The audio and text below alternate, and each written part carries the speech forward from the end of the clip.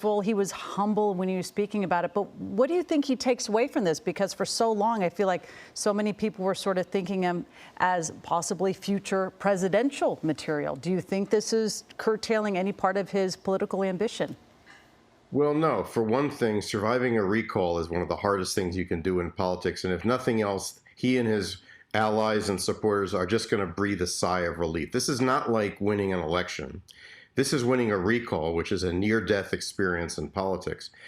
A lot of people thought he'd win it very narrowly. He's winning it very big, which actually sets him up for re-election next year, running for governor in the regular election. Where he goes from there, I don't know. But he is clearly much more viable coming out of this than we might have thought 3 weeks ago, when it looked like the race was almost a dead heat with likely voters. You wonder what kind of person would want to challenge a governor who just won a recall election by, you'd figure, more than 60% 9 months a year earlier. This is going to be an interesting sight to see how this plays out, whether the governor has to just continue on his campaigning as he's done for the last, he said, 9 months, or whether this pretty much opens the door for a cakewalk in 2022. Because honestly, unless something happens over the next year, who's going to want to challenge him? 1 year is a lifetime in politics. 6 months is a lifetime in politics. Things can change. He can end up in the same tough spot going in. A lot of people will want to run for that office. I think Larry Elder is going to want to run for that office. I think that would be probably welcomed by the Newsom campaign, but he seems to be the leader among Republicans right now.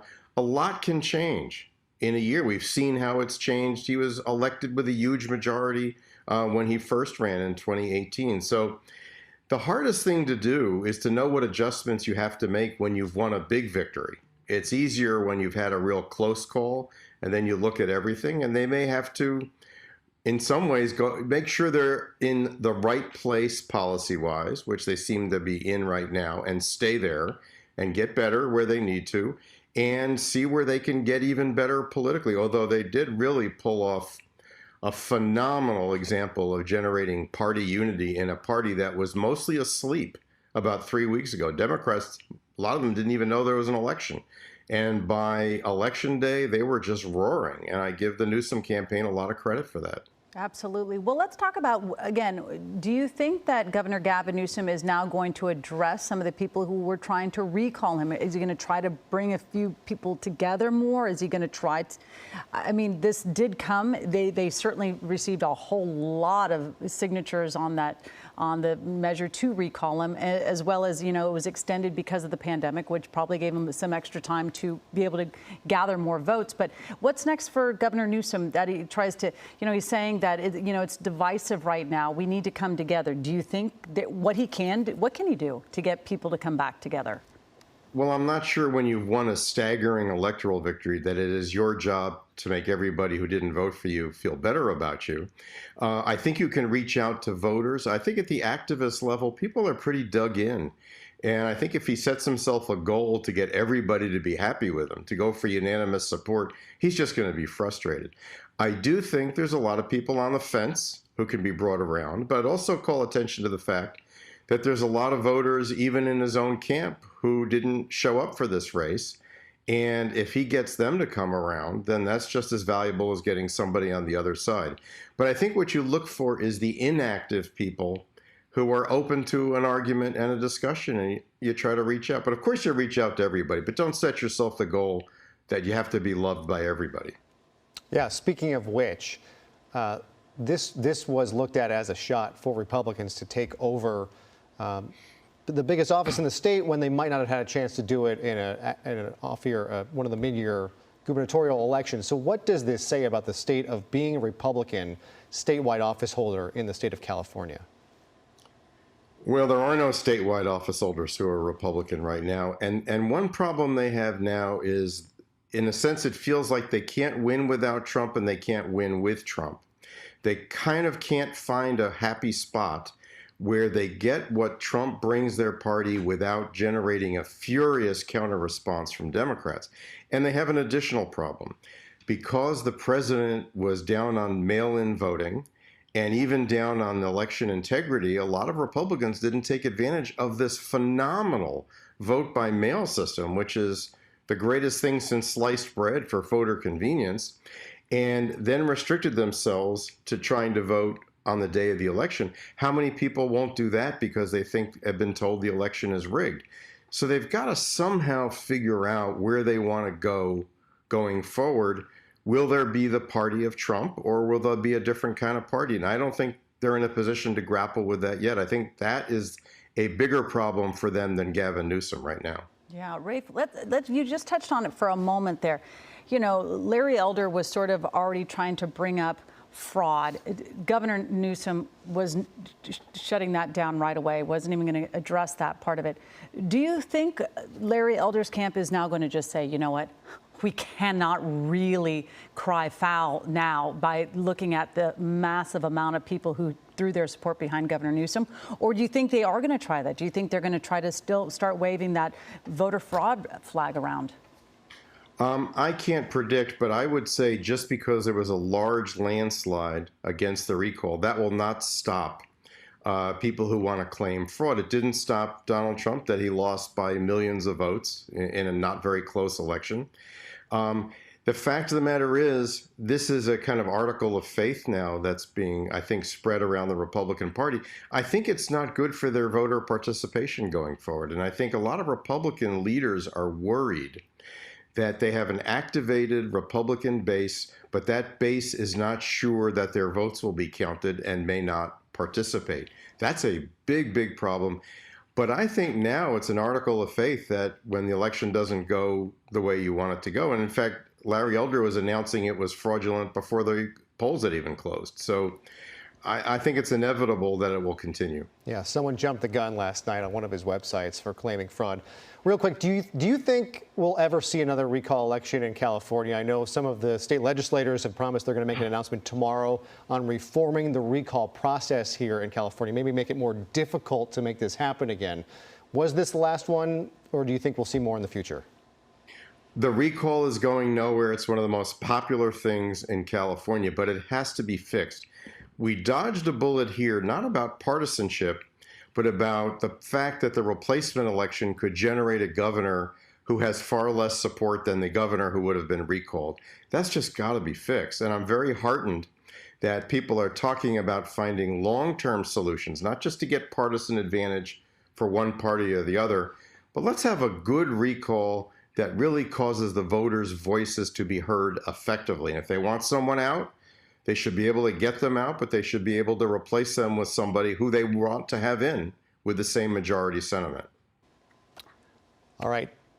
Thank you very much, Rafael Sunshine with the Pat Brown Institute. We appreciate your insight in this, and thank you for all your information. My pleasure. He's always great to speak with, yeah. Always on election nights as well.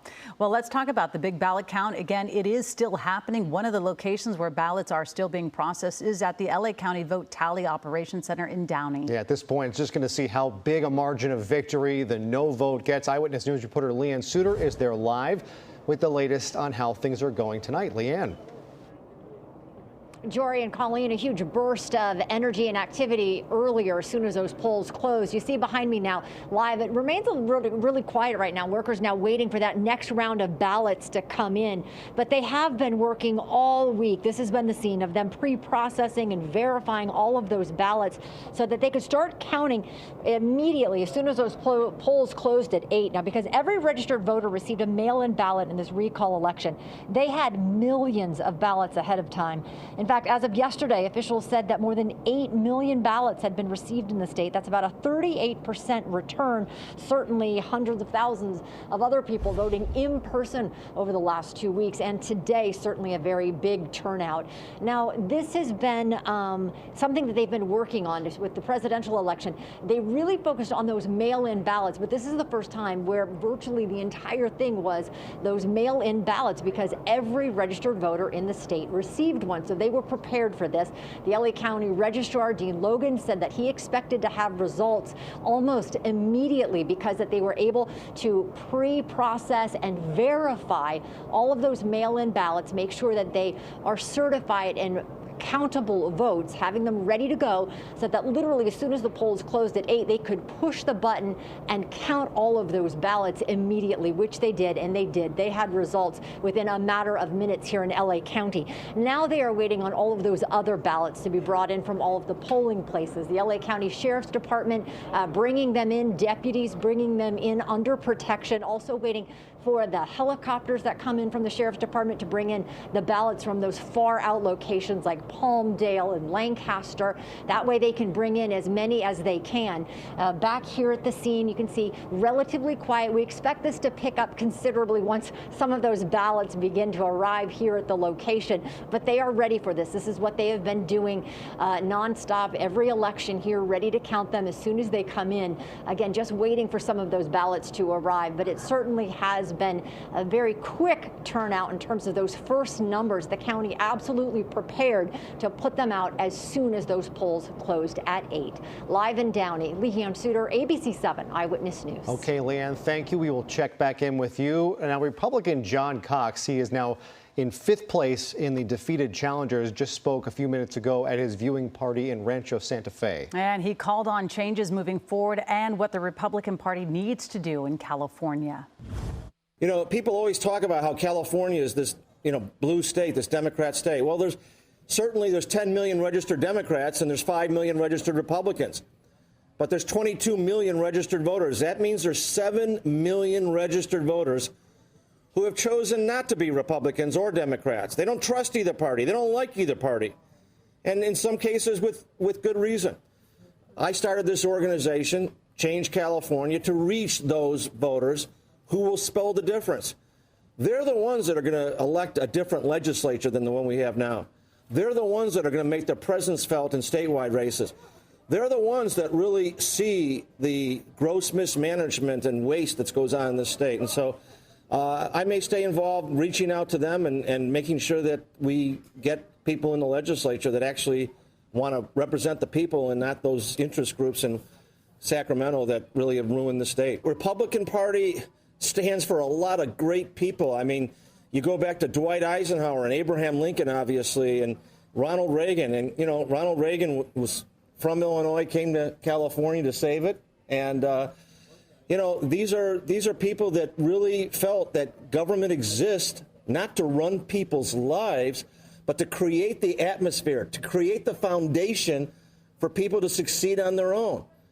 And I really believe that's the best role for the Republican Party. I think what the Republican Party needs to do is focus on the quality of life issues that I've talked about in this race, making sure that we can build housing at an affordable price, making sure that we fix homelessness by getting people treated, making sure that we have enough water and electricity, that we have a variety of sources, that we have diversity of sources, that we actually stop crime by keeping people who would commit crimes in jail, and we stop fires by applying overwhelming force once a fire starts so it doesn't turn into an inferno. I mean, these are common sense ideas. I think the Republican Party stands for common sense ideas that solve problems, and I hope we'll be able to appeal to independents and Democrats who want to see a better life for themselves and a better quality of life. Well, I'm a long-term guy. I started my business 40 years ago with a long-term view, and I've run my businesses with integrity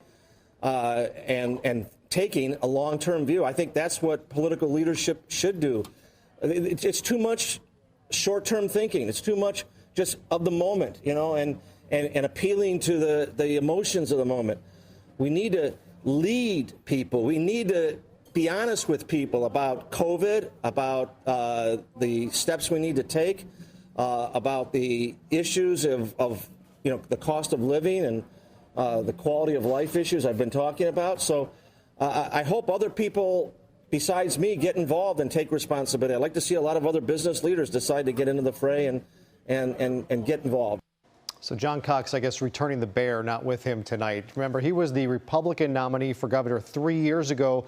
Right now in 5th place among the challengers with just over 200,000 votes. Larry Elder approaching 45% of the challenger vote. 2nd place, Kevin Pathrath, of Ventura County, a Democrat, in second place with nearly 500,000. Kevin Faulconer in third place at 9%. The former San Diego mayor, Brandon Ross, a local Southern California doctor and lawyer, another Democrat, in fourth. So here you have D's here on 2 and 4, and Republicans 1, 3, 5, and 6, and then you have a string of Democrats who didn't get too much here going down. But let's take a look at the totals right now. We're up to about 60% of what is expected to come in so far.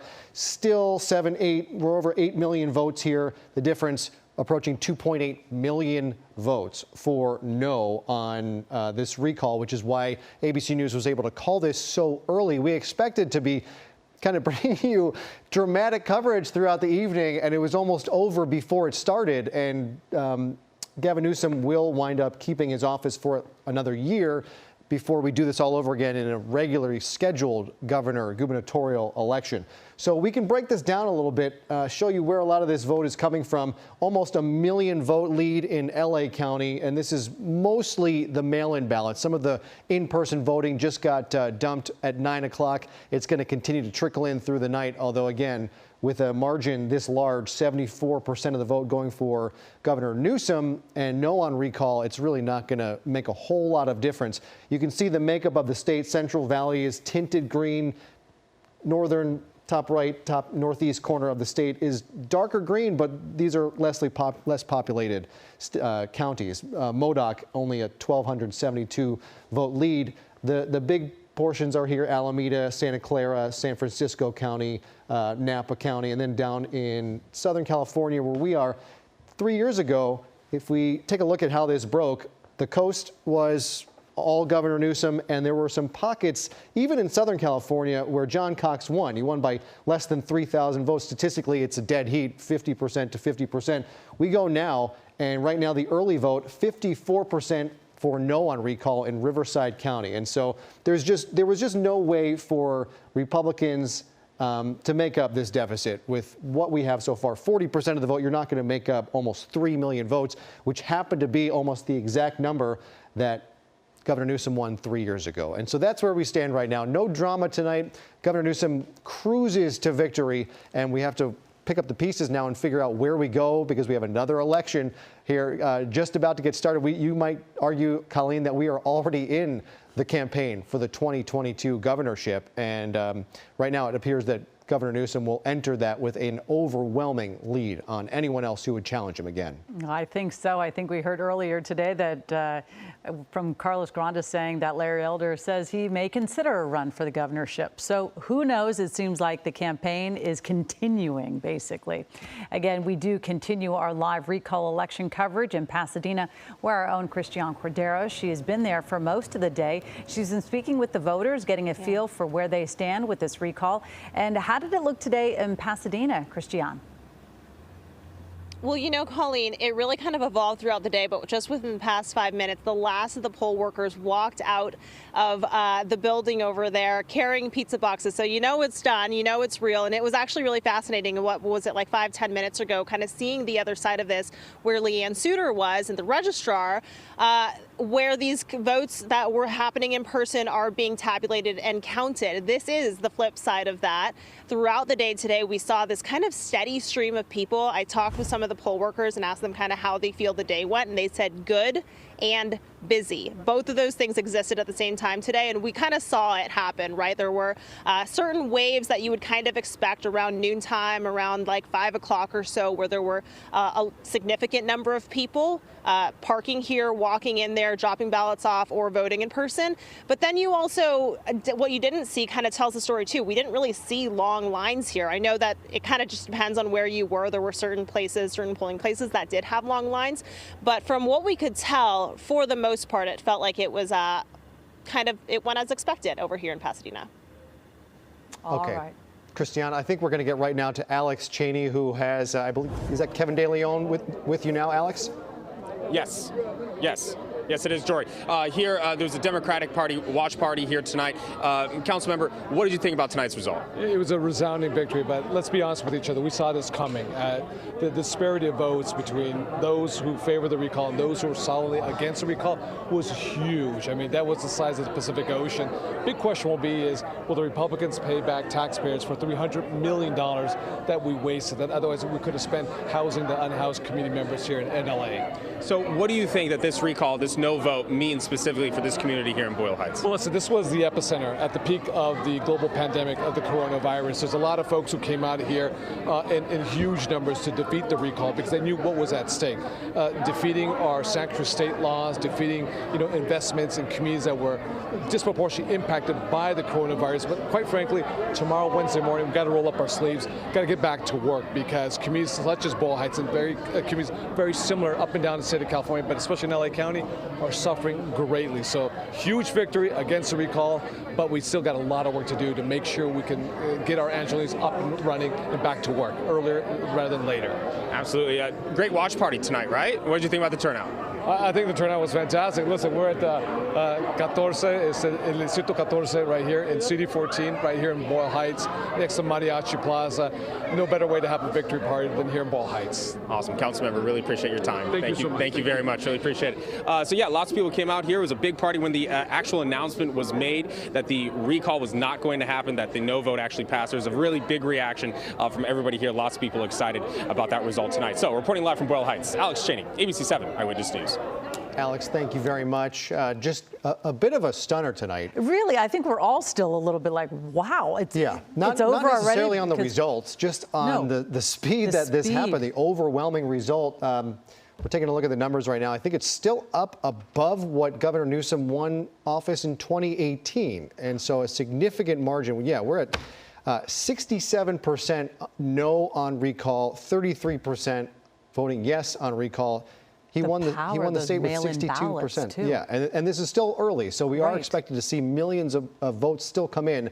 There's just not enough time, and there aren't enough votes for Larry Elder and the rest of the challengers to take down Governor Newsom here. Yeah, this is the current number. We're thinking it's about 60% of the estimated vote total is in right now, and there are your totals.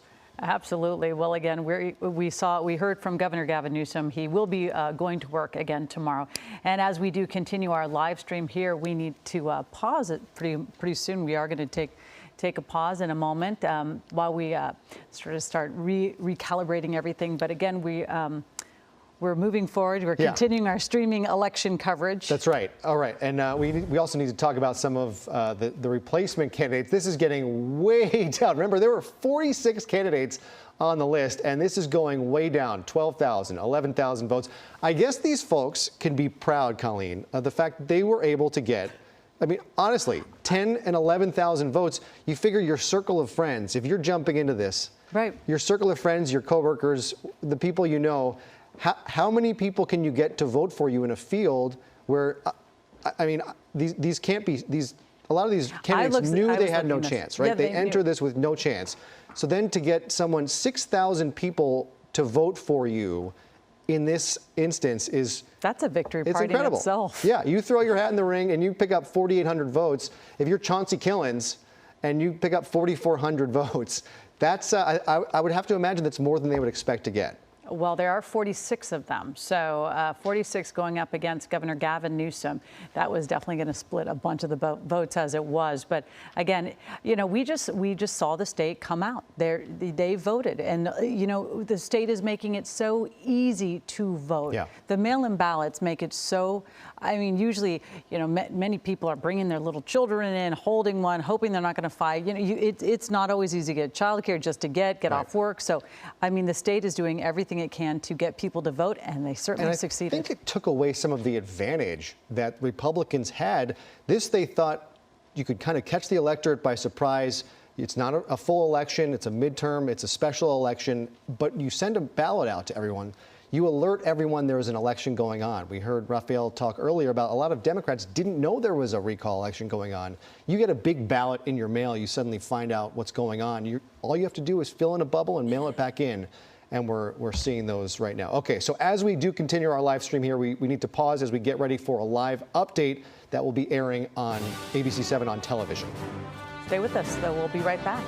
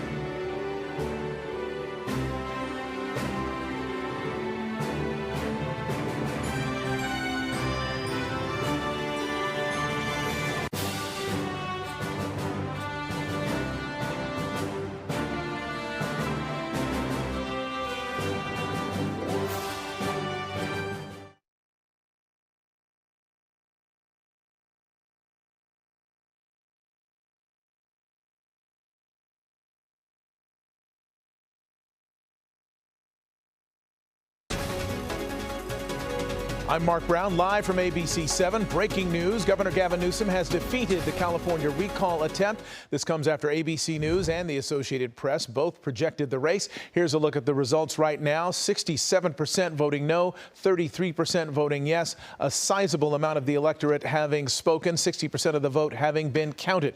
We're going to continue to follow the election results on our Eyewitness News streaming coverage. You can watch wherever you stream ABC7 Los Angeles. Everyone wants to feel some connection to one another. We all certainly in this pandemic want to feel. You got it.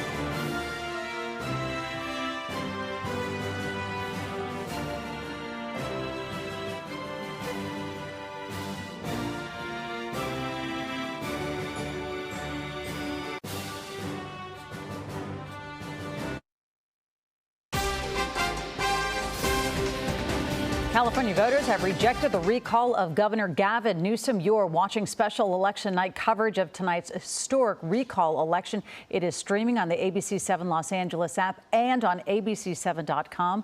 I'm Colleen Sullivan. And I'm Jory Rand. Welcome to our coverage. Thanks for tuning in. ABC News called the election in favor of the governor less than an hour after polls closed. And here now is why. As we take a look at the results, 5.5 million voters in early count have voted no on the recall. That's 67% voting no, 33% voting yes on recall. This is just the early vote, but it is about 60% of the estimated vote total for the night, and it is outperforming what Governor Newsom won the office back in 2018 with 62% of the vote. Incredible. Again, that second question is, who would you want to replace Newsom if he is recalled? The top vote getter, you're looking at it right there, is Larry Elder. That is not a surprise. He really was the leading GOP candidate for the last few weeks when he jumped into this race in July with 44%, but well behind Governor Newsom. And then Kevin Paffrith also coming in with 11% of the vote there. We're also going to see a couple more the people who were challenging Governor Gavin Newsom on this recall. But again, we do know that the recall, it was announced, it's projected that Governor Gavin Newsom did survive this recall. Yeah, so it's basically a moot point. Question 2 becomes completely moot. It doesn't matter who you voted for. Governor Newsom will be staying in office, and the governor watching the results tonight in Sacramento. No big party, no balloons once the race was called, just a quick statement in front of reporters. And here's what he just said to the media when they gathered there. We said yes to science. We said yes to vaccines. We said yes to ending this pandemic. We said yes to people's right to vote without fear of fake fraud or voter suppression. We said yes to women's fundamental constitutional right to decide for herself what she does with her body, her fate and future.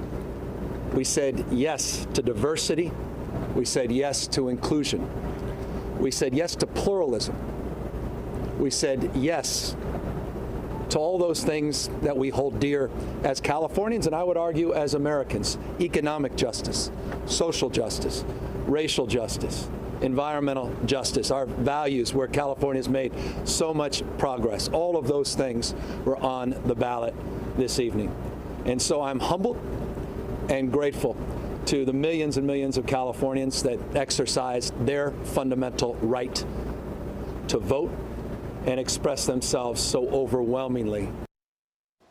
Again, you were listening to Governor Gavin Newsom there. Orange County seeing a very big voter turnout for the recall election. The OC Registrar says about 60,000 people voted in person just today. Yeah, a lot of people voted by mail early, though, and they went overwhelmingly for Governor Newsom. Orange County was a statistical dead heat in 2018 for the governorship, so if that holds, the governor improving on his numbers in Orange County. And our Orange County reporter Jessica DeNova is in Santa Ana, where the ballot count is still underway tonight. Jessica.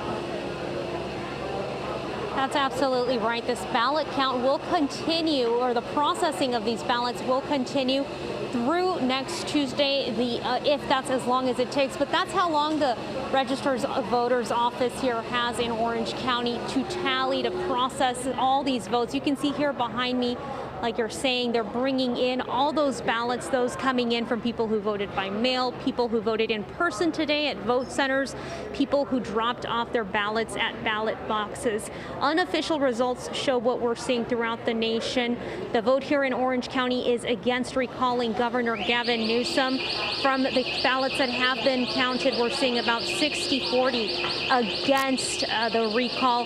Now, again, these ballots are being processed through next Tuesday, if it takes that long, the 21st. Now, according to the numbers coming in from the Register's office, when we see the breakdown of voters, it looks like of those ballots already counted, the majority of those who voted in favor of the recall, that's about 66% voted in person.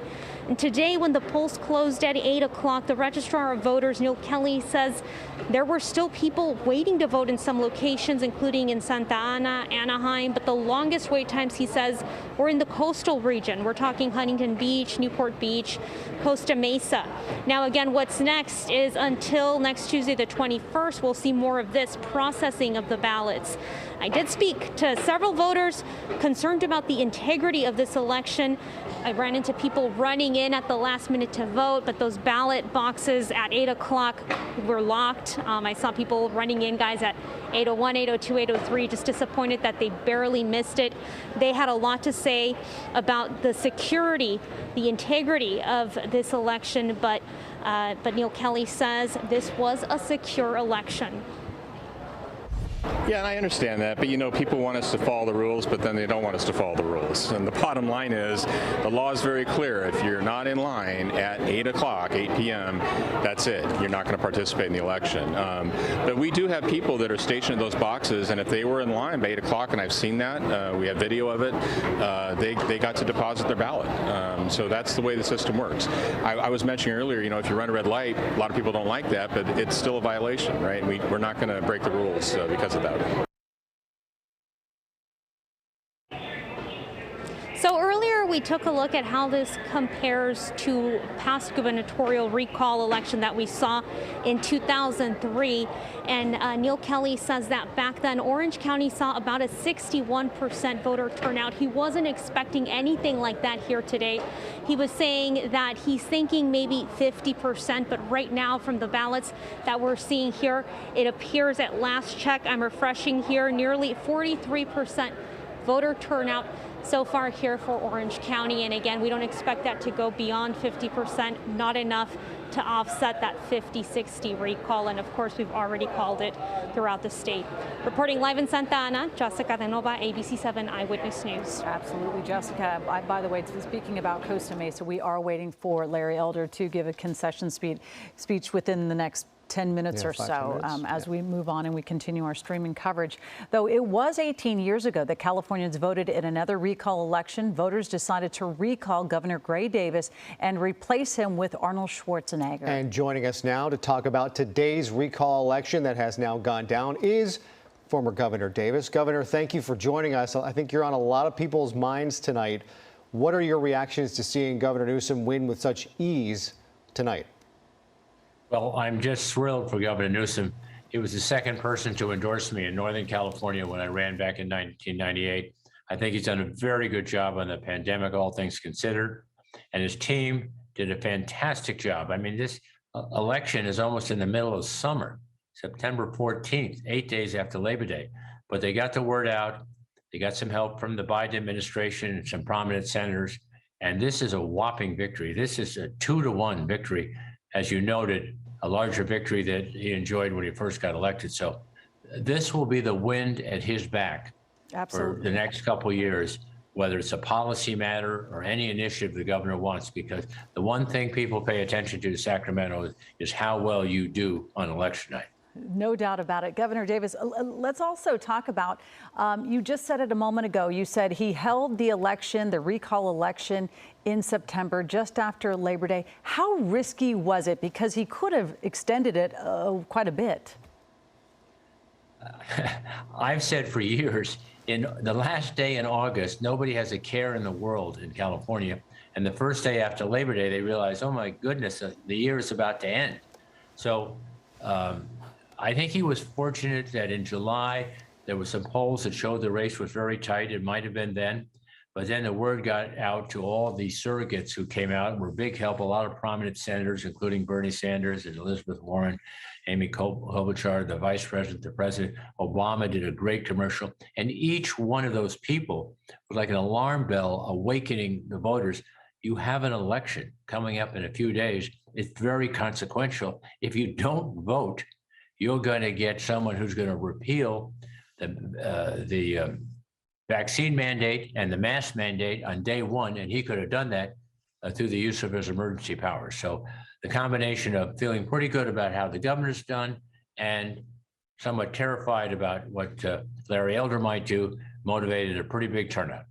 We wait for Larry Elder to speak. Governor, I'm just curious, seeing the margin of victory, at least so far tonight, both in 2018 and what we're seeing so far tonight, do you think, and I apologize for making you play what if here, but were you in office now in today's polarized environment, regardless of what approval rating might have said, with the internet and social media, do you think you would have been recalled now? Could a Democratic governor be recalled in today's day and age, the way things stand in California? Well, the math is very good. There's about 4.5 million more Democrats today than there was in 2003 in California, and the Republican Party has shrunk. It's now the third largest party. So the task always was to get the word out. There is an election. It really matters. And I can't say enough that responded positively to that, because we've asked an awful lot of them during this pandemic to get the vaccines, to put a mask on. Some people's behavior was restricted, but they did all that and they voted today. And this is just a resounding, overwhelming victory that speaks well for Californians.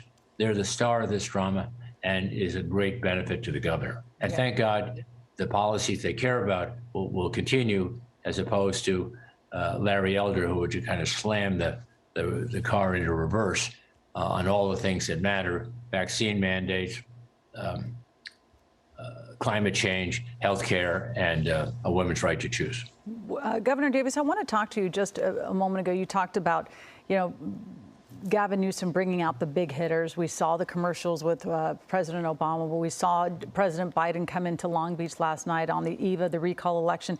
But also, we saw a lot of big money being spent on this campaign as well, millions of dollars. Obviously, that had to be a big combination to fire up the Democratic Party, because you had, about $70 million with investments, and then you had the big hitters coming in. With those two of a combination, that seemed like sort of a home run. Yes, you're right about that. But remember, this recall cost the taxpayers at least $275 million. That money could have been spent on firefighters, and God knows we need more of them to fight the wildfires. They're doing a great job, but in some cases they just get outgunned. We could have spent it on schools, more nurses. I mean, that money was basically wasted, because this recall just got squashed. This wasn't a defeat. This was a spectacular, resounding defeat. Governor, you know better than perhaps anyone on this planet what it's like, how quickly things can change going from an election to a recall election. Where does Governor Newsom go from here as we head into another election? How much can he ride this into 2022? And again, how quickly things can turn. Is there anything he needs to worry about as we head into the next election? Well, I mean, he's got some tough problems, but the number one problem is still the pandemic. We hoped it would be behind us by June. The Delta variant has made a little bit of a comeback, and we're at about 67% with 2 vaccinations, a little over 80% with 1. We need to get to about 85%. And then we would have herd immunity, and then we will have crushed the variant. And I don't want to be an alarmist, but this is really a life or death matter. We have the vaccine, other countries don't have it, and it's a shame not to use it. I understand someone may feel awkward or not want to do it, but that someone has grandchildren, has nieces and nephews, has young people they love, and may have parents they love, and you're going to be infecting all these people. And putting more pressure on our hospitals or ICU. So I think everyone in good conscience ought to do the right thing. And most businesses are going to require 2 vaccines, and some are not even going to allow for weekly testing. So my hope is we get to 85%. This battle will be won, and the governor can deal with issues like social inequity, more housing, dealing with the homeless, and a range of other things that are pressing but have been put on the back burner while we're fighting the pandemic. Absolutely. But again, speaking of other battles, there is going to be another election that's going to be coming up in about a year from now. And I know that we heard LA City Council member Kevin De Leon talking about the price of this recall. We just heard you talking about it as well, Governor Davis, saying, it's about $275 million. We did hear Councilmember De Leon say the Republican Party should pay for it. Obviously, it seems like campaigning is already beginning, but what are the chances that we're going to hear any part of this recall being repaid by the Republican Party? Well, I concur with Councilman De Leon's views, and I concur with your assessment. Unfortunately, it's not going to happen. But, you know, you're supposed to be gracious in victory, and I'm trying not to stick it to the other side. But, you know, they started this fight, and the same political consultants that organized the recall against me were involved in this. And guess why they did it? They wanted to get paid. But there's no statewide election in an odd-numbered year. So they have to put something on the ballot that will get people fired up. They put this on the ballot, as you correctly noted, Colleen, before there was a pandemic, hoping they could find something the voters were riled up over. And of course, they were, properly so, but we had to take the measures to save people's lives. And California in the last week to date has vaccinated 50 million people. The next state is 35 million. And then you go down to New York at 24 million. And then it's, so to vaccinate 50 million people is a huge logistical undertaking. Nothing like this since World War II has happened in California. So they got to get Dodger Stadium. They got to get people that can vaccinate in Dodger Stadium, military, nursing students, retired medical personnel. Then they got to get SoFi Stadium for the teachers, Oakland Coliseum up north. So just to get shots in arms was a huge achievement. And I think Gavin Newsom deserves an awful lot of credit for being able to walk and chew gum. He's been able to do his day job by making the state a lot safer than any other big state, and by running a very good campaign against the recall proponents. So my hat's off to him. It was a fantastic victory. This victory will be the wind at his back, as I said, for anything he cares about in terms of policy going forward, and sets him up very nicely for a re-election just down the road. Absolutely. You know, talking about the re-election, it's obviously coming up, but going back to your election moments ago, do you feel like you've paid it forward? Because I've been reading a lot. For the last few months, you have been very outspoken against this recall election. It's been great to hear from you. We haven't heard a lot from you since 2003. So how has it been from you? And do you feel like maybe you might start kind of wanting to go back into, you know, helping Governor Newsom, because there are so many things that need to be battled right now? Well, I'm just thrilled for Gavin Newsom. And I know there's only two of us that have had to try and run the government and still fight off the recall. And he was very successful, and he deserves all the credit. And I've been helping him, as have the ex-governors and lots of people in this state. And we still have some very, very big challenges once we get by the pandemic. This is a great state. There's still a lot of opportunity here. All things are possible. I mean, I'll just give you one statistic. Just the University of California 10 campuses generate 4 times as many patents as all the public and private universities in any other state, which is not Massachusetts, it's New York.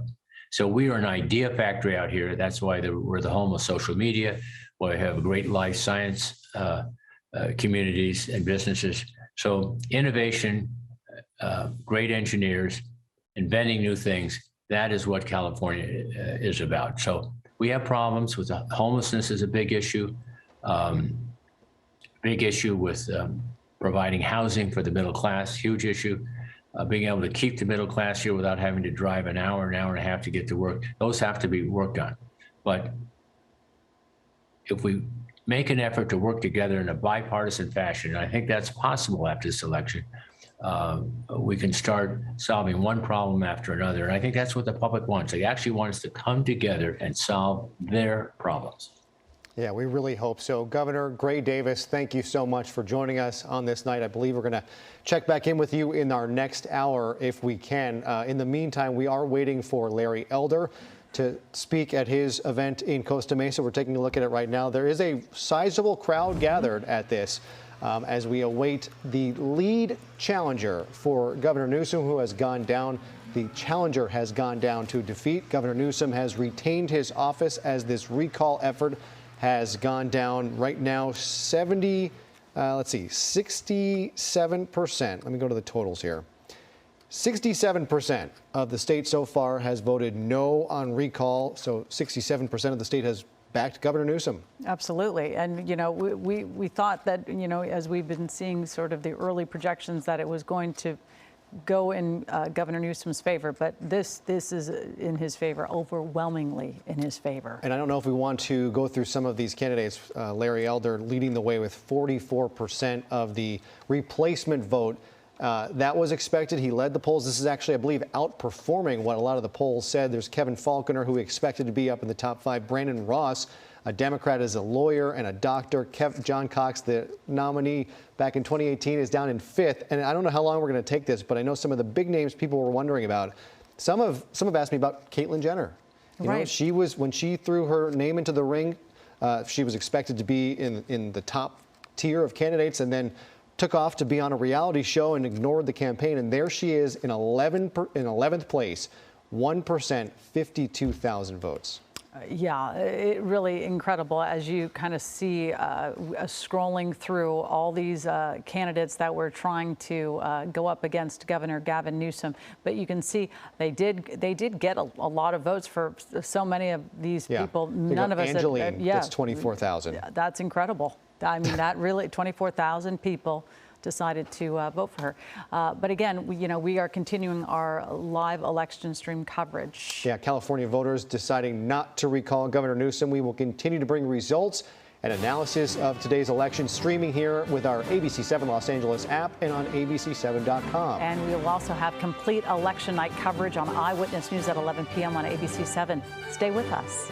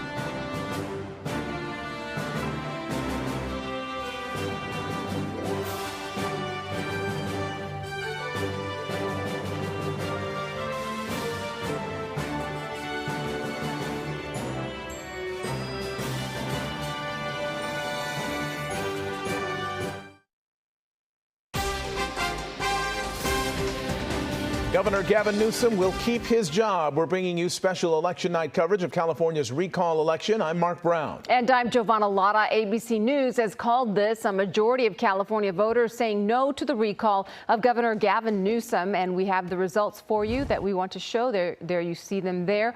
34% voting yes to the recall, but a whopping 66% voting no on the recall of Gavin Newsom. The recall buried by an avalanche of no votes. The second question, now moot, of course. Who would you want to replace Newsom if he is recalled? It won't be happening, but it is good news for Larry Elder, the top vote getter, with 44% of the vote among 46 candidates. Among the notables, the top contenders, Kevin Paffrath, the influencer there, you see is number 2. And as we go further down the line there, you'll see that some of the folks that had been promising did not end up doing well as candidates to possibly replace Gavin Newsom. Yeah, and we have complete team coverage of today's recall election. Josh Haskell in Sacramento, where Governor Gavin Newsom talked about his victory in this recall election. Josh, what did he say? That's right. Well, Giovanna, after a recall that could cost taxpayers $300 million, a recall where Democrats spent tens of millions of dollars and had to call in help from some of their biggest names, Gavin Newsom is still the governor of California. But instead of raising his hands in the air or jumping for joy, Newsom delivered somber remarks about the fragility of democracy. In his speech, Newsom repeated his line that we defeated President Trump in 2020, but that we still haven't defeated Trumpism, represented in Newsom's words throughout the campaign by his Republican opponent Larry Elder. Newsom's strategy worked, labeling this as a Republican recall, painting the Republican replacement candidates as continuations of Trump and that they would take us off a, quote, COVID cliff, as we're seeing in Texas and Florida if they were elected. COVID-19 is the issue that voters in the recall cared the most about, and Newsom supported masks and vaccine mandates. All of his Republican opponents did not. So the governor's response to the pandemic might have gotten him into this recall with the shutdowns, but it also helped him survive. I'm humbled and grateful to the millions and millions of Californians that exercised their fundamental right to vote and express themselves so overwhelmingly by rejecting the division, by rejecting the cynicism, by rejecting so much of the negativity that's defined our politics in this country over the course of so many years. And on that note of the pandemic, Larry Elder had a line that he kept saying in his campaign events that Gavin Newsom kept repeating on the trail, that he would get rid of All right, those Josh, got to interrupt you. Sorry. Larry Elder at the mic. Here he is. First of all, I really want to thank my brilliant campaign staff. My campaign manager, Jeff Corliss, my co-chair, Tony Strickland, my campaign chairman, Lionel Chetwin. Lionel, come up here. Give me some love. Give me some love, Lionel. And his significant other, Superglow Gloria. My goodness. Ying Ma, communications director, Jennifer Alazieri. Took me a while to learn how to pronounce that, but I finally developed it. I hope I don't leave anybody out, the rest of my campaign stand. Deanne Tate, where's Deanne? I never have quite understood what Deanne did. Every time I say so, she just does a little bit of everything. But I want to thank the volunteers who knocked on doors, who called people, who emailed people. We had over 100,000 people who contributed to our campaign. Thank you. Thank you, Agnes. Agnes, how are you? I love you more. Don't tell my girlfriend. She's kind of territorial. Mark, how are you? Mark, you were there from day one. God bless you. Where's Betty Chu? Is Betty around? Betty's what is she? I hate, my mom used to tell me, never mention a woman's age. What are you, 82 years old, 84? first Asian American to pass the bar of California, become a lawyer. You know, our campaign was all Michael Horn, how are you? God bless you. I love you more.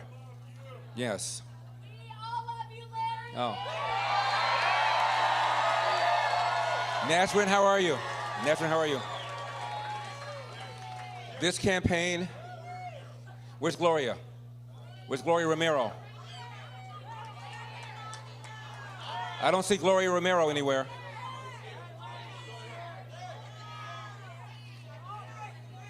There she is, Gloria Romero. Gloria, let me say something about Gloria Romero. You know who Gloria Romero is. Gloria Romero is a Democrat. I'm hoping a recovering Democrat, but we'll see. She was the Senate Majority Leader. She crossed party lines. She's still a Democrat. Like my mother was still a Democrat. My brother was still a Democrat. I couldn't get them to change their party, but I got them to vote a lot more sensibly. Gloria crossed state party lines and supported my candidacy because of the issue of school choice. Because of the issue of school choice. As you know, my opponent, Governor Gavin Newsom, come on, let's be gracious. Let's be gracious in defeat. And by the way, we may have lost the battle, but we are going to win the war.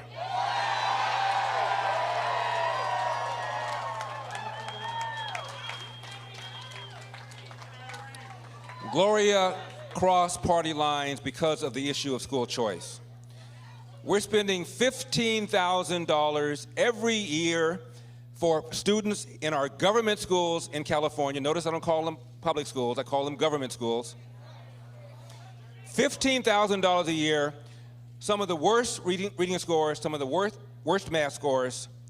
Only about 15 or 16 states spend more. And the students that are getting the raw end of the deal are the black and brown students who comprise 80% of the government students in our government schools. They're getting the worst teachers, the worst principals, the worst administrators, the worst outcomes. What is the route from poverty to middle class? At least finish high school. One, presumably where you can read, write, and compute at grade level, and that is not happening. I read a study that said roughly 5% of government teachers across the nation are incompetent. Roughly 5%. I have no idea whether that's true of California, but let's assume for a moment that it is. There are 300,000 public school teachers in California. Any given year, 2.2 are fired. If it is true that 5% are incompetent, that means 15,000 are incompetent. 2.2 every year are fired. Again, I'm not saying that applies to California, but assuming it does, imagine if that applied to cops in LA. I'm in LA. 10,000 force, assuming 15% were incompetent. We're talking about 500. 500. Doing what? Planning evidence, engaging in racial profiling, using excessive force. We wouldn't put up with it. We'll put up with 15,000 incompetent public school teachers. That is why Gloria and I support school choice. So the money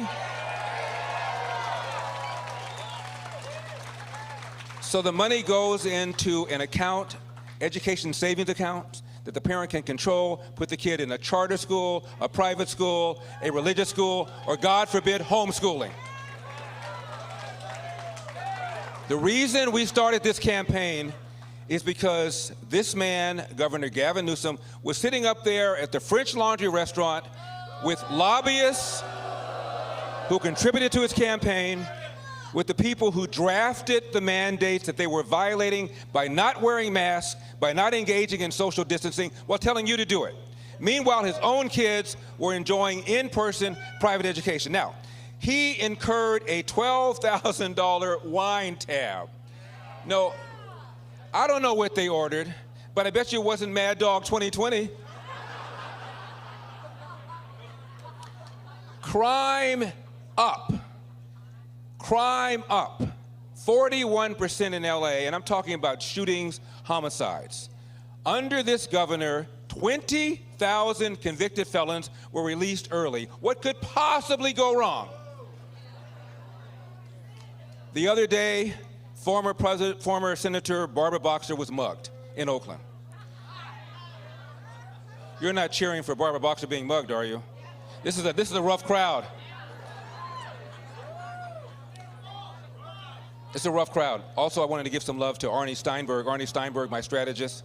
Arnie, you were brilliant, absolutely brilliant. Also, Jenny Sand is here. Jenny, without you, I probably wouldn't have run. Jenny Sand, Pastor Jack Hibbs. Dennis Prager. And again, my chairman, Lionel Chatwin, all of whom advised me to run. But ultimately, I decided to run because I felt that I could do something about the crime. I could do something about the homelessness. I could do something about the fact that California has now hit $800,000 average price of a home. That's 150% above the national average. Outrageous because of the stranglehold the environmental extremists have had over Gavin Newsom and have had over Sacramento. Love you more. We have 5 seasons in California now. The 5th one is fire because of the poor forest management. Outgoing Governor Jerry Brown had a plan to clear 500,000 acres of fallen trees, dead trees, and dry vegetation. And our governor claimed that he cleared 90,000 acres, which would have been a drop in the bucket if it were true, but it wasn't. According to the LA Times, he only cleared 13% of what he said he would, which meant he exaggerated by a factor of 7.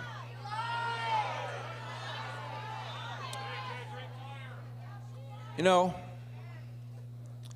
before the pandemic, half of all 3rd graders in our government schools could not read at state levels of proficiency. Half. And those levels are low. Math scores even worse. 75% of black boys could not read at state levels of proficiency. Math scores are even worse. Because I care about this, I've been called the black face of white supremacy.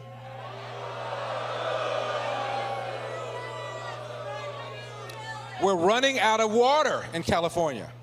We haven't added to our water infrastructure in 40 or 50 years when the state was half its size. It's not like voters don't know what to do. We passed bond measure after bond measure after bond measure for more reservoirs, to raise dams, for more underground water storage, and yet the water drains right out into the Pacific Ocean. There is a desert nation in the Middle East. It's called Israel. Because of desalination, they are now water self-sufficient. They got a little body of water next to them called the Mediterranean. We have a little body of water next to us called the Pacific Ocean. We can't figure this out? Rolling brownouts? Are you kidding me? Rolling brownouts. Because we're forcing our utility companies to invest tens of millions of dollars into weather-dependent, unreliable sources of energy called wind and solar. A war on oil and gas. It almost takes an act of Congress to get a permit to drill an oil well or to drill for natural gas. Many of the middle-class jobs, working-class jobs related to those industries are all now gone. For the first time in our state's history, never happened before. What are we, 170 years old? I think, Arnie, you were there when it first happened, right? First time in our state's history, people are leaving. A net migration out of California. I love the smile, sir. Net migration out of California.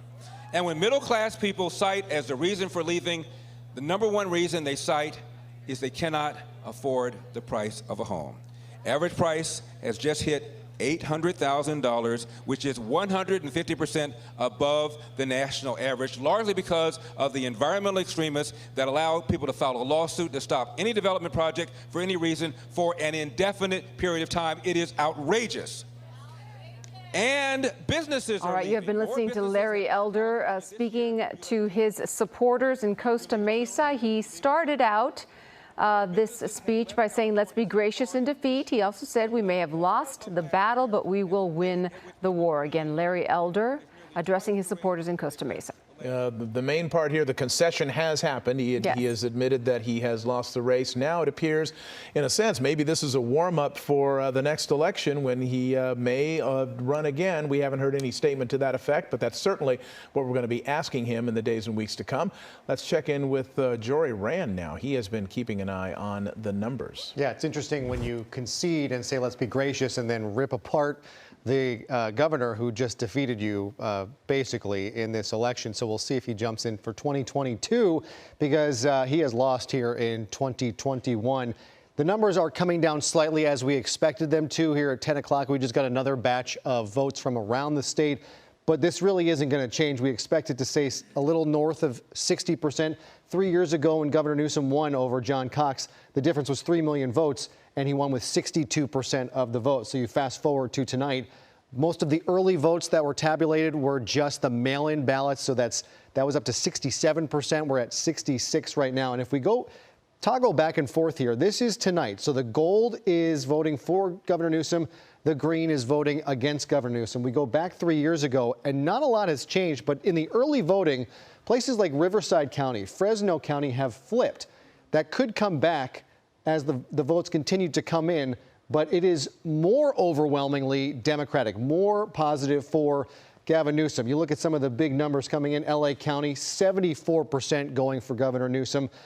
Orange County, which was a dead heat 3 years ago, 56%. You go back 3 years, 50-50, a statistical dead heat that Governor Newsom technically won, but it was straight 50-50. And then up in the Bay Area, we expected to use a lot of this technology to show close races, and so we're going to get our money's worth here. San Francisco is 87%. We go over to Alameda or Contra Costa, 75. Alameda, 84. Down to Santa Clara, 77. So these are two pockets of strong Democratic. It's a stronghold for Democrats in Southern California. I mean, LA County is a quarter of the state. 74%. We talked about what led the AP and ABC News to be able to call this so early. 2.7 million votes is what Governor Newsom leads right now. You go to 3 years ago, he won the state by almost the same margin, 2.9, a 3 million vote difference. There was no way that the yes vote could get rid of this deficit. You can't make up 2.7 million votes when you only have 40% of the vote coming in. Basically, Republicans would have had to have done the exact inverse of what we saw in the early vote and get the rest of the vote at a 70% clip, and that just wasn't going to happen. So Governor Newsom is in office until next year. We could see us in a situation where we're talking about another blowout in 2022, but there's a long way to go. We have a year to go. A lot of controversy could happen. Something could break out, and just talk to former Governor Gray Davis about that happening, who had just won re-election and was booted out of office on a night like tonight, Mark. Okay. Jory Rand, thanks a lot for helping break down the numbers. Joining us now to talk about the recall election is Rafael Sunshine. He's the executive director of the Pat Brown Institute for Public Affairs at Cal State Los Angeles. Thanks very much for joining us and for staying up late. Good to be with you. Early voting, how did that change things this time around? Oh my God. I mean, this was a flood. This was a landslide early. The thing was over before 8:15. We saw it coming because the party distribution of the absentee votes was so heavily Democratic, but the margin is bigger than that. So clearly, including perhaps some Republicans and certainly some people who declined to state, voted against the recall. Yeah. So who is more likely to cast their vote early or by mail? Well, it was pretty clearly the experienced Democratic voters were the first ones to get theirs in. And in fact, the early returns of the absentee ballots showed older voters were the most likely to come in with their ballots. And then younger and people of middle age came in more as time went by. So it was people who had probably voted a little bit less often, but the old folks were there first. In fact, one number I saw was that the group that came in the biggest was people over the age of 71. They didn't want to be left out. They wanted to vote right away. So it was interesting to see that motivation meant the people who literally got their ballot, filled it out, and took it to a drop box or mailed it. I want to look at our director. I wonder if he can quickly get a shot of or bring up the map with the California recall that Jory had been referring to, looking at the distribution of votes geographically and how the Central Valley and the northeastern part of the state That's pretty much the conservative part of the state. But the population centers, at least in this election and by party registration, appear to be much more Democratic. So does this set up, is there a permanent blue wave here in California? Is it impossible? Oh, I think so. And one of the things that really struck me is if you go south of Los Angeles and east of Los Angeles, you look at Orange County, San Diego County, San Bernardino County. These were historically very Republican candidates until just a few decades ago, have moved into the Democratic column. So Southern California, which used to be kind of competitive for Republicans, is now out of reach as well. So it does seem like it's a blue wave all along the coast going down. And the population is declining in those areas where Republicans did very well in the recall. So it's really it's just going to get bigger, I think. Yeah. Earlier tonight, State Senator Steve Glazer tweeted that he and Assembly Elections Chair Mark Berman would be releasing a joint statement tomorrow outlining their plans to fix what they call a broken recall system. Do you think the recall needs to be revamped? Yes, process. and I think it needs to be revamped in order to preserve it, because we all love the ability to throw people out of office. I mean, we were born to do that. But it has to be done in a way where the majority will is respected. Now, what worries me is that there's like 5 or 6 different ideas out there, all solving different problems. Take some time, but there's public support for doing it. Last time, after 2003, we didn't have time to do it because everybody was having so much fun watching Arnold become governor that people completely lost interest in reform. This time, we dodged the possibility that the replacement candidate not only would not have a majority of the vote, but probably as many as half the people who voted in the recall didn't vote in the replacement election. So it would be marginal at best. We can't take a risk of that happening again. It just doesn't work for majority rule. Follow up, what would you change? Well, certainly the replacement election is the biggest problem. Other states allow the recalled candidate, believe it or not, to run in the replacement election. You could also separate the replacement election from the day of the election so that you get a fresh look about who would run. Some people say the lieutenant governor could succeed a recalled governor. By the way, if that had happened, there would have been no recall in 2021. There would have been no kind of partisan value to putting in the lieutenant governor over Gavin Newsom. So you could make the signature requirements higher. We have the easiest signature requirements in the country to get on the ballot.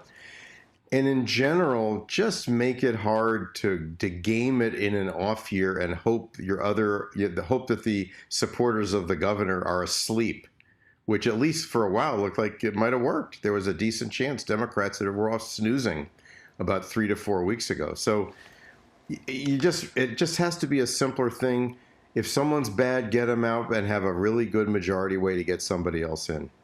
Yeah. So that both sides, both instances reflect the will of the electorate. That's right. And then nonpartisan for either side would benefit from that. Right. My question has to do with kind of the future for, in particular, this lead challenger, Larry Elder. His concession speech was about this much concession and then back to a stump speech after that. So it sounded, in fact, he's still going. It sounds as though he is, at least at the moment, setting up, maybe doing a dress rehearsal for going after Gavin Newsom again. Well, I would think so. And he turned out to be very, very popular among Republicans. His approval rating was skyrocketing near the end, and he just took off and left everybody in the dust. He said, I believe I have a big base now, or I've had a big impact and I'm not going away.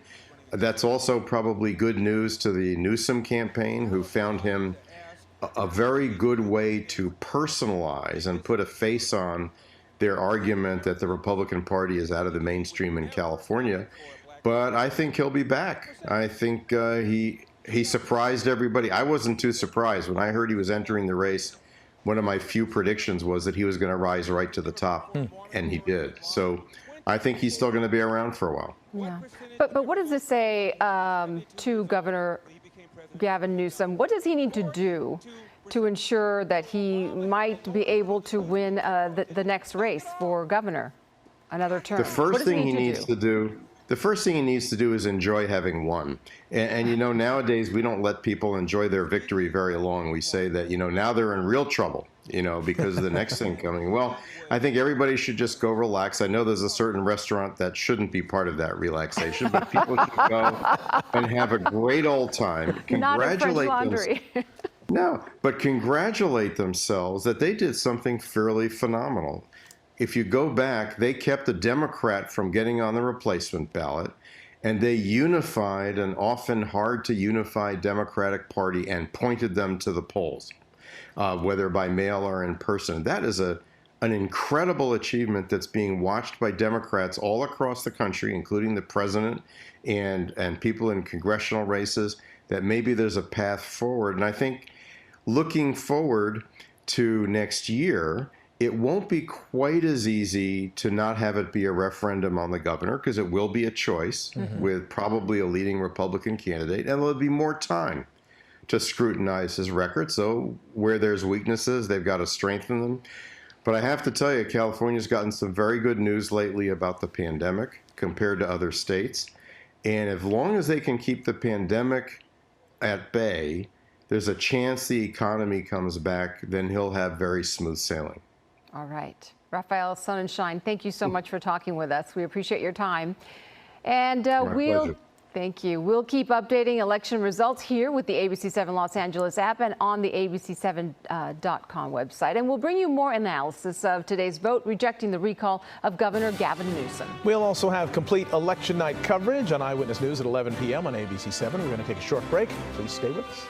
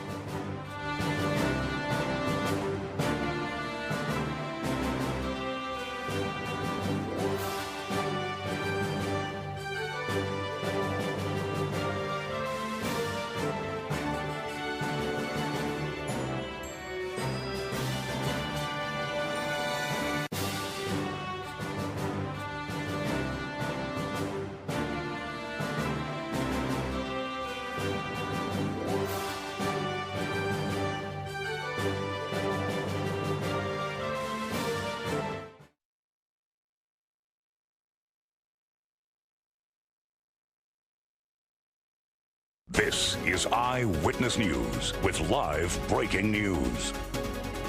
I'm Mark Brown, live from ABC7. Breaking news, Governor Gavin Newsom has defeated the California recall attempt. This comes after ABC News and the Associated Press both projected the race. These are the results right now as we know them, with about 62% of the estimated total vote in, 66% voting no for the recall, 34% voting yes. This renders moot the race about who will succeed him. Gavin Newsom calling for unity. Everyone wants to feel some connection to one another. We all certainly in this pandemic want to feel safe.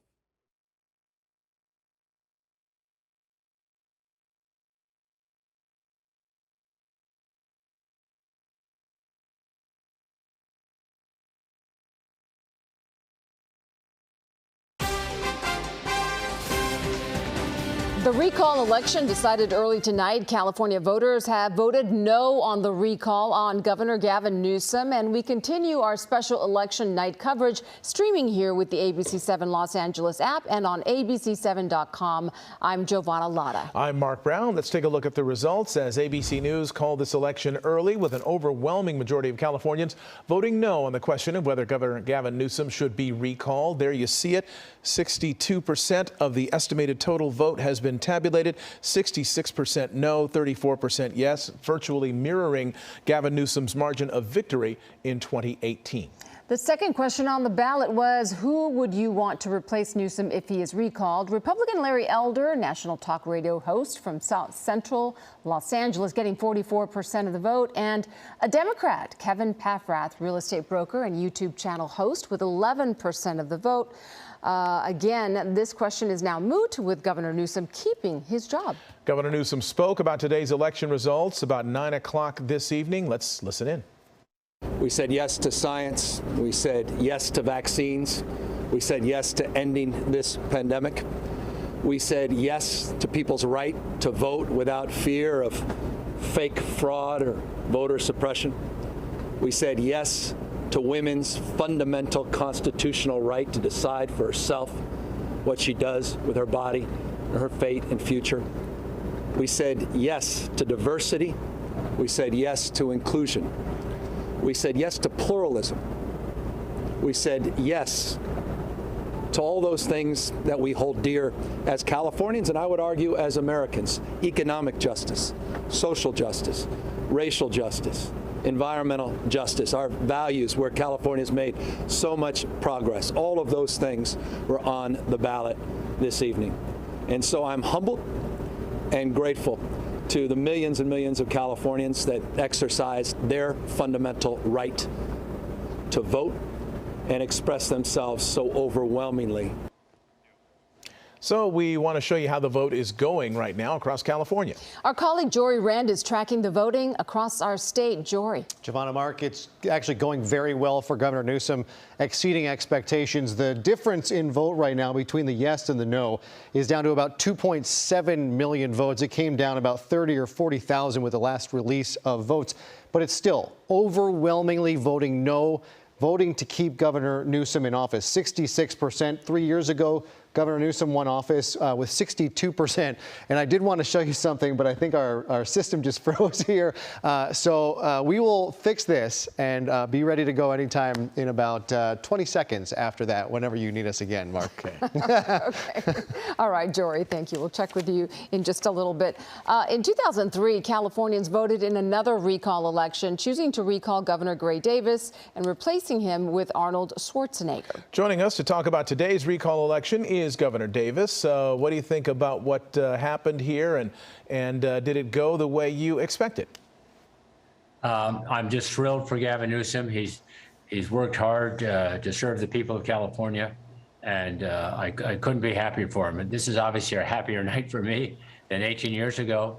I don't like recalls even against my worst enemy, and I didn't like this recall. So I'm very pleased and want to credit Gavin and his team. Did an excellent job about rallying Democrats, letting them know there was an election, it was consequential, and if they didn't vote, they might have somebody who will put California in reverse. But the most important thing I want to say is the voters of California are really the stars tonight. because an awful lot has been asked of them. They've had to go through this pandemic. Many have lost their jobs. Some can't pay their rent. Some businesses have been shuttered, and yet they've done virtually everything the governor asked them to do. And when he asked them to come out and vote no against the Republican recall, they did it.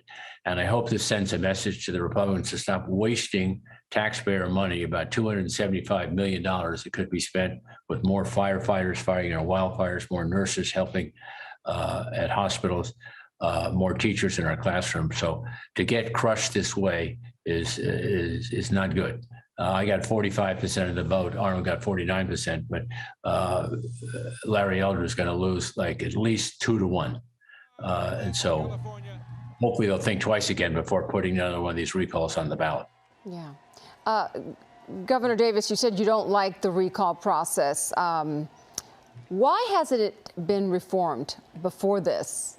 And if it does, and if there is an effort to reform it, how should it be reformed? The fundamental flaw in the recall process, Shobana, is just this. You can have an election at a time when people are not used to voting. And this was 8 days after Labor Day. But the even more serious flaw is the governor could get 49, 48% of the vote, lose his office because he needs to get 50%, and yet still get more votes than the person who succeeds him. So Arnold got 49%, I got 45% back in 2003, but I had to get 50%. Arnold just had to get one more than the next person who got 31%. So he could have got 32% of the vote and he would have succeeded me. That is fundamentally unfair. I think Democrats, Republicans, and Independents would agree with that. And so what I'm suggesting is eliminate the first question on the ballot, should the governor be recalled? On the second question, say this is a recall election. If the governor wins, he remains in office. If he loses, he's recalled from office and replaced by the largest vote getter. So everyone playing by the same rules, nobody have a higher burden to reach or burden to sustain. I think everyone would find that fair. And a lot of deans in various law schools, UCLA, Berkeley, NYU, have written an op-ed piece to that effect, that this is a violation of the 14th Amendment of the Constitution. It may well be, but it's clearly unfair. And I think the voters who would have to approve this change, I think will see it that way and approve it. Okay, well, if the voters would have to approve it, maybe it won't be in a special election. Let's not put them through that again. Yeah. Governor Gray Davis, thank you again for speaking with us throughout this process. And again tonight, we appreciate your service to California and your willingness to talk to us about it. Thanks again. Thank you, guys. Thank you so much. Again, California voters rejecting the recall of Governor Gavin Newsom. We'll continue to bring you the results of today's historic recall election, streaming here with the ABC7 Los Angeles app and on ABC7.com.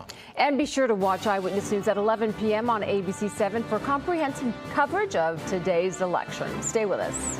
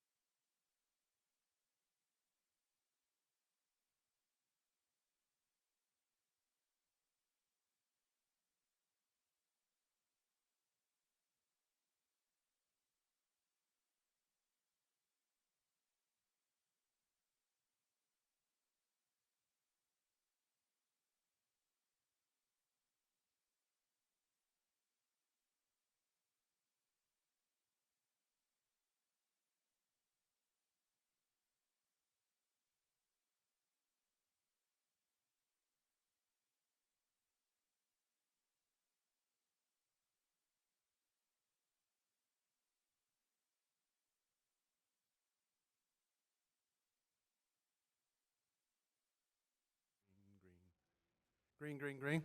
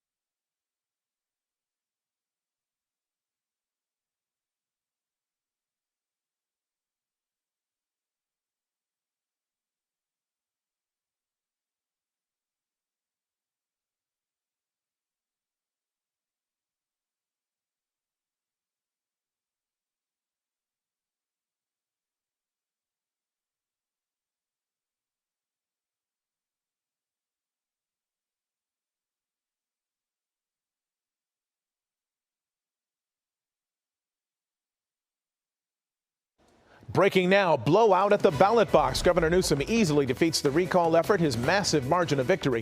What happens next to leading opponent Larry Elder? The hints in his concession speech. Plus, the politicians already looking to change the rules for recalls. Next.